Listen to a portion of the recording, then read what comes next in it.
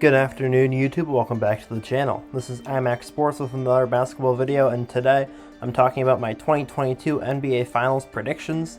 I'm going to be going over the Celtics and the Warriors, and the my predictions for the NBA Finals series. The Celtics got to the NBA Finals by beating the Heat in the Eastern Conference Finals in a 7-game series. They won. They were up 3-2. The Heat tied it up in Boston in Game 6, and then the Celtics won in a not comfortable win, but a wire-to-wire victory in Game 7. For the Golden State Warriors in the Western Conference Finals, they went up 3-0 against the Dallas Mavericks. Dallas got one game against them in Dallas, and then they were able to close it out at home in San Francisco. So, we have Celtics versus Warriors for the NBA Finals this season. First, I'm going to go over team stats for each of them, my predictions for their top players and their team predictions, and then my finals prediction. So first off, we have the Warriors versus Celtics offensive rankings. Warriors in the playoffs are averaging 114.5 points a game to the Celtics 107.5. This isn't entirely indicative of the teams because the Celtics and Warriors have had two very different paths to the finals. The Celtics have been mainly against other defensive teams other than round one against the Nets, and Warriors have been against not as strong defensive teams, although they did play Dallas in the previous round. They both have very similar point differentials, but Warriors definitely have a stronger point per game so far average. The Celtics did average 113.5 against the Nets in the first round, who don't have as strong of a defense as the Warriors do, but they're definitely a more offensive team than the Heat or the Bucks were. Field goal percentage, the Warriors average 49.3%, Celtics 45.6%. 3-point percentage, the Celtics are doing pretty well with that at 36.3%. But the Warriors, obviously, Golden State, 38% 3-point percent shooting in the playoffs so far. The Celtics are winning on free throw percent shooting at 81.1 compared to 75.5 for Golden State.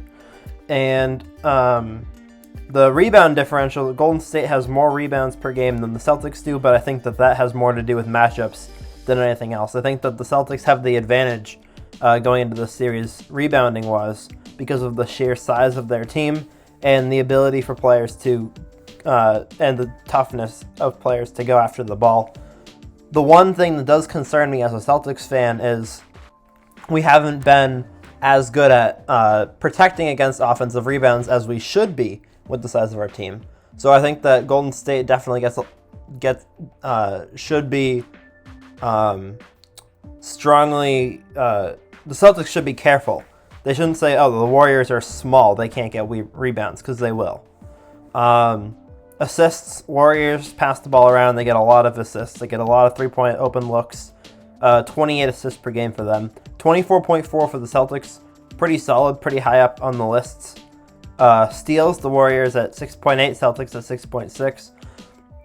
Both of these teams, turnovers are a major part of their game.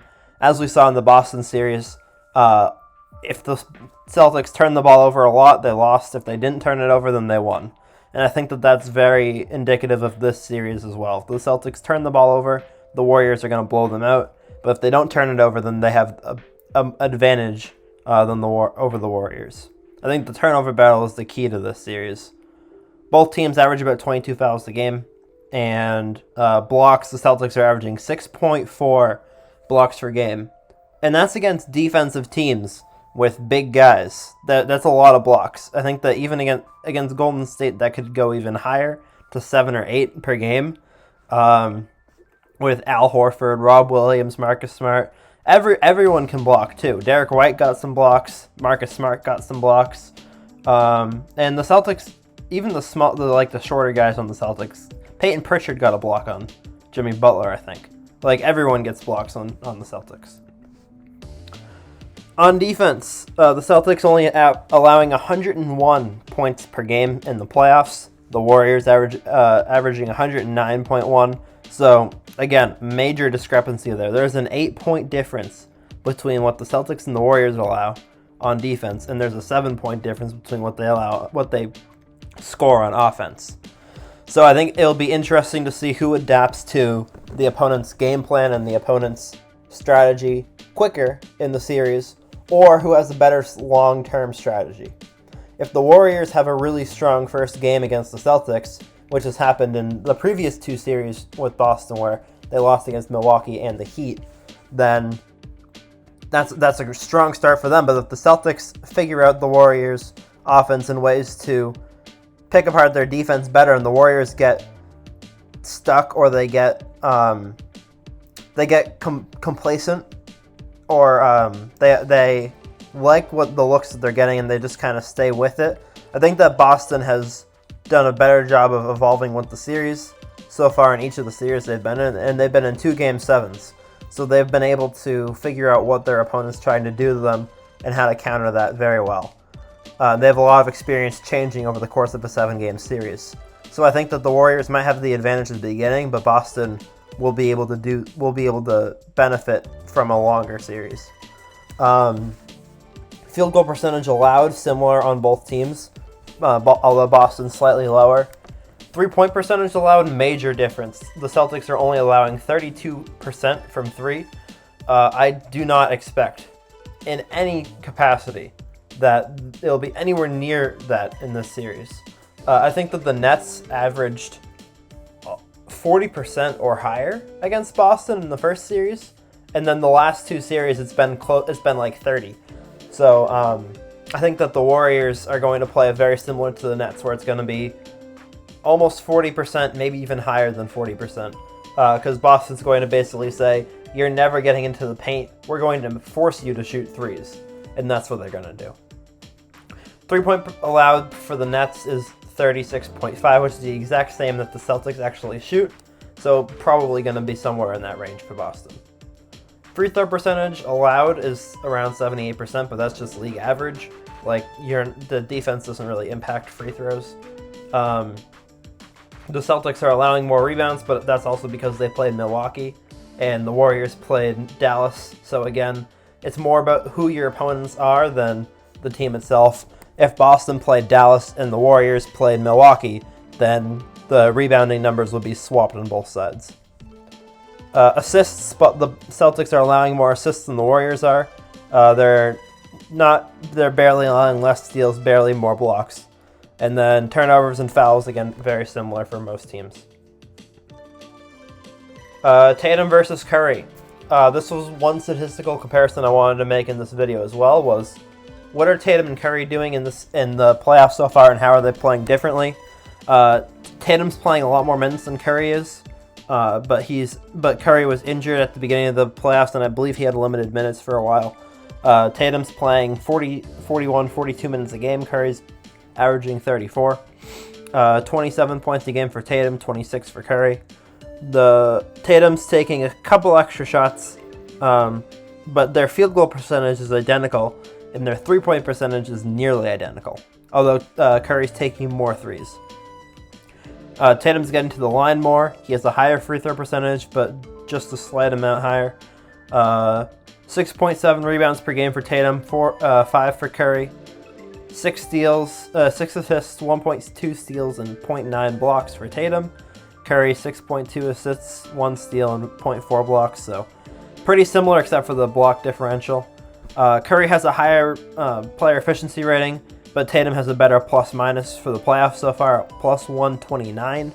Tatum leads all players in box plus-minus, but again, for Curry, part of that is because he had limited minutes, and the team as a whole for the Warriors has had a slightly lower average point differential than the Celtics have, so that also adds to it as well. So my finals prediction is 4-3 Celtics. I've picked the Celtics in every round of the playoffs so far. I picked them in 5 against the Nets, I believe. I picked them in 6 against Milwaukee, picked them in 6 against the Heat, and now I'm picking them in 7 against the Warriors. I think that this series is going to come down to who adjusts their game fastest and who continues to adjust throughout the series, as well as turnovers. Turnovers defined the series between the Celtics and the Heat. Every game you could just look at the turnover differential and say, well, I know who won that one.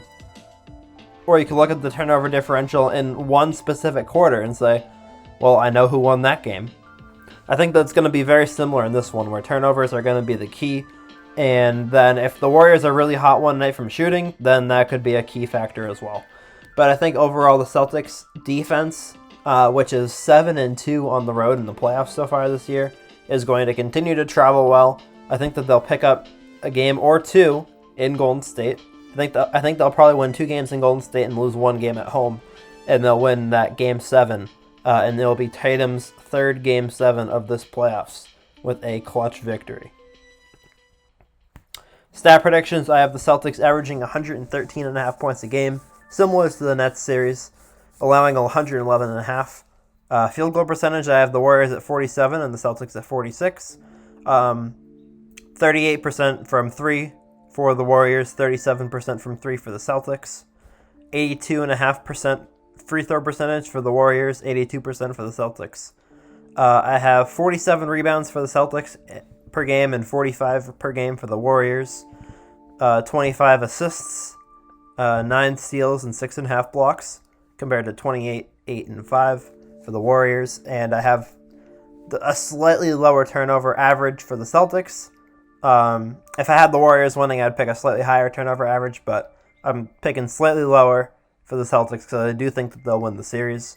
There might be 1 or 2 bad games that brings it up a little, but the other games they'll play more conservative and they'll take care of the ball.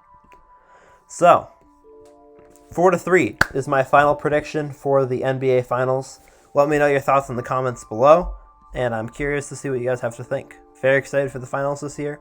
Celtics haven't been in 10 years, so I'm excited, and I'll see you guys all in the next one. Peace.